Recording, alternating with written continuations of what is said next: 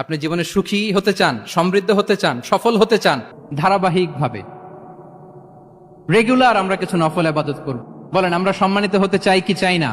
হয় আল্লাহর হাবিব সাল্লাল্লাহু আলাইহি ওয়া আলিহি ওয়াসাল্লাম বলেন, যে ব্যক্তি জ্ঞানের পথে অগ্রসর হয় সে মূলত জান্নাতের পথেই অগ্রসর হয়। মান সালাকা তারিকান ইয়ালতামিসু ফীহি ইলমান সাহালাল্লাহু লাহু তারিকান ইলাল জান্নাহ। যে জ্ঞান অর্জনের জন্য সামনে আগায় সে মূলত জান্নাতের দিকে আগায়। আল্লাহু আকবার। ইসলামের একটা বিধান হচ্ছে আত-তাইসির, ফ্লেক্সিবিলিটি। মানুষের সুবিধা অসুবিধা এটা ইসলাম আমলে নেয়। কতটা আমলে নেয় ছোট্ট একটা উদাহরণ দিলে আমরা বুঝতে পারবো। রাসূল সাল্লাল্লাহু আলাইহি ওয়াসাল্লাম সাহাবাদেরকে নিয়ে একবার বসা, হঠাৎ করে এক সাহাবী এসে বললেন, ইয়া রাসূলুল্লাহ হালাকতু ইয়া রাসূলুল্লাহ, হে আল্লাহর রাসূল আমি তো শেষ। রাসূল সাল্লাল্লাহু আলাইহি ওয়াসাল্লাম বললেন, তুমি শেষ, তোমার আবার কি হলো? তো সাহাবী বলেন, ওয়াকাআতু আলা ইমরাআতি ফি রমাদান, আমি রমজান মাসে দিনের বেলায় আমার স্ত্রীর সাথে ফিজিক্যাল ইন্টিমেসিতে চলে গেছে, ভুল করে ফেলছি। আমরা জানি যে রমাদানে আমরা কিছু কাজ করতে পারি না। সিয়ামের সংজ্ঞাই হচ্ছে আসওমু হুয়াল ইমসাক আনিল আকলি ওয়া শুরবি ওয়াল জিমাই মিন তুলুইল ফাজরি ইলা গুরুবি শামসি মা'আন নিয়া। মানে রোজা হচ্ছে এটা এমন ইবাদত, সূর্যোদয় থেকে সূর্যাস্ত পর্যন্ত না খেয়ে থাকা, কোনো কিছু পান না করা, এবং দিনের বেলায় বিবাহিতরা তাদের স্ত্রীদের সাথে ইন্টিমেসিতে যেতে পারবে না। এটা যদি কেউ মেনটেন করে এটা হচ্ছে সিয়াম। তো এই সাহাবী বলে, ইয়া রাসূলুল্লাহ আমি তো শেষ, আমি তো দিনের বেলা ভুল করে ফেলছি, আমি তো আমার স্ত্রীর সাথে মেলামেশা করে ফেলছি, এখন কি করব? তো এটার আবার একটা বড় পেনাল্টি আছে। আপনারা যারা জানেন যে ইচ্ছাকৃত রোজা ভাঙলে কাজাও করতে হয়, কাফারাও দিতে হয়। কাজা মানে একটা রোজার জন্য একটা রোজা, আর কাফারা মানে হচ্ছে আরো 60টা রোজা রাখতে হবে। কয়েকটা জিনিস আছে, বেসিক্যালি 3টা। তো রাসূল সাল্লাল্লাহু আলাইহি ওয়াসাল্লাম তাকে বললো যে তোমার তো পেনাল্টি হয়েছে, তুমি তো বড় ভুল করে ফেলছো, তো তোমার কাছে কি এরকম কোনো দাস আছে যেটাকে তুমি আজাদ করে দিতে পারবা, মুক্ত করে দিতে পারবা, তাহলে পেনাল্টি আদায় হয়ে গেল। সে বলে, ইয়া রাসূলুল্লাহ না, আমার তো এত সক্ষমতা নাই, আমার কাছে তো কোনো দাস নাই। আচ্ছা দাস নাই, তো রাসূল সাল্লাল্লাহু আলাইহি ওয়াসাল্লাম বললেন তাইলে তুমি টানা 2 মাস রোজা রাখতে হবে, তাইলেও পেনাল্টি হয়ে যাবে, আদায় হয়ে যাবে, পারবা? সে বলে, ইয়া রাসূলুল্লাহ 2 মাস রোজা রাখা তো এটা কঠিন হয়ে যায়, ইটস নট এ জোক, টানা 60 দিন কি করে রোজা রাখ? তো রাসূল সাল্লাল্লাহু আলাইহি ওয়াসাল্লাম বললেন এটাও পারবে না, তাহলে 60 জন মিসকিনকে খাবার খাইয়ে দিতে হবে এজ এ পেনাল্টি। এটা বড় অন্যায় করে ফেলছো, 60 জন মিসকিনকে খাবার খাওয়াবে, এটা পারবা? সে বলে, ইয়া রাসূলুল্লাহ এটাও পারবো না।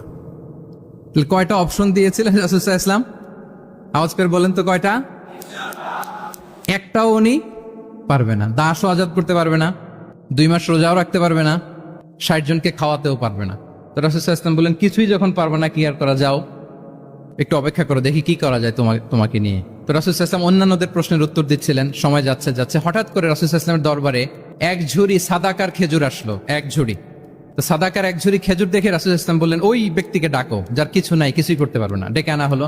রাসূল সাল্লাল্লাহু আলাইহি ওয়াসাল্লাম বললেন, যাও, তুমি তো কিছুই করতে পারবে না, এই এক ঝুড়ি চ্যারিটির খেজুর, সাদাকার খেজুর তুমি গরিবদের মাঝে বিতরণ করে দাও, তাসাদদাক বিহা, এটা বিতরণ করে দাও, তাইলে আশা করি আল্লাহ তোমাকে মাফ করবে। তো এই সাহাবী বলে, ইয়া রাসূলুল্লাহ আলা আফকারা মিন্না ইয়া রাসূলুল্লাহ, আমার চেয়েও গরিব কাউকে খুঁজে বের করে দান করতে হবে? তো রাসূল সাল্লাল্লাহু আলাইহি ওয়াসাল্লাম বললেন, হ্যাঁ গরিবকেই তো দিতে হবে। তো উনি বললেন যে রাসূলুল্লাহ পুরো মদিনার তল্লাটে আমার চাইতে গরিব কেউ আর নাই, আমি সব চাইতে গরিব। ফাদাহিকা রাসূলুল্লাহ হাত্তা বাদাত আনিয়াবু, এই কথা শুনে রাসূল সাল্লাল্লাহু আলাইহি ওয়াসাল্লাম হেসে দিলেন। এত হেসে দিলেন যে রাসূল সাল্লাল্লাহু আলাইহি ওয়াসাল্লাম এই পাশের চোয়ালের দাঁত দেখা গেল। এত বেশি হাসেন না উনি, নিজেকে ধরে রাখতে পারলেন না, হাসি আটকে রাখতে পারলেন না। ফাদাহিকা রাসূলুল্লাহ, হেসে দিলেন। হাত্তা বাদাত আনিয়াবু, ওনার দাঁতের এপাশ ওপাশ দেখা গেল। তো রাসূল সাল্লাল্লাহু আলাইহি ওয়াসাল্লাম বললেন, যাও, দাস মুক্তি করতে পারবে না, 2 মাস রোজাও রাখতে পারবে না, তারপরে 60 জনকে খাবারও খাওয়াতে পারবে না, এখন দিলাম চ্যারিটির এক ঝুড়ি খেজুর, এটা গরিবদের মধ্যে দান করে দাও। তুমি বলো যে তোমার চেয়ে গরিব আর কেউ নাই, তো কি করা, যাও তুমি তোমার ফ্যামিলি নিয়ে এটা খাও, তোমার ফ্যামিলির মেম্বার্স যারা আছে এদেরকে নিয়ে এটা কি করো, খাও। দেখেন আমাদের সুবিধা অসুবিধাকে ইসলাম কতটা বিবেচনায় নেয়।